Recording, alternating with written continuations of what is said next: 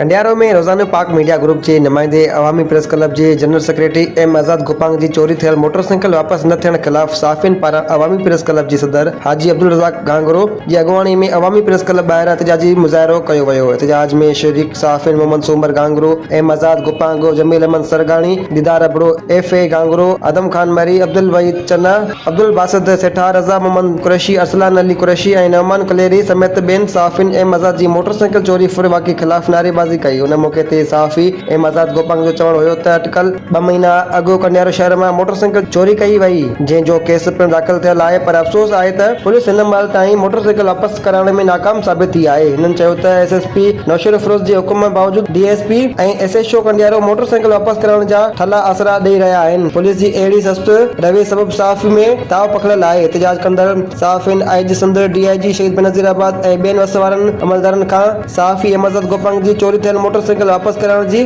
घुर कई आहे। मोटरसाइकिल वापस न कराइण जी सूरत में साफ़िन पारां कंडियारो थाणे आॾो एहतजाज जो ऐलान कयो वियो। साफ़ी आज़ाद गोपांग जी गाॾी वापस करायो, साफ़ी जे खिलाफ कार्रवाई कयो कई वञे, कार्रवाई कयो कई वञे, साफ़ी आज़ाद गोपांग जी गाॾी वापस करायो कई वञे, साफ़िन सां इंसाफ कयो, साफ़िन सां इंसाफ कयो, साफ़ी जी गाॾी वापस करायो, साफ़ी एम आज़ाद गोपांग जी गाॾी वापस करायो, हिन SHO जे खिलाफ कार्रवाई कयो, हिन SHO जे खिलाफ कार्रवाई कयो।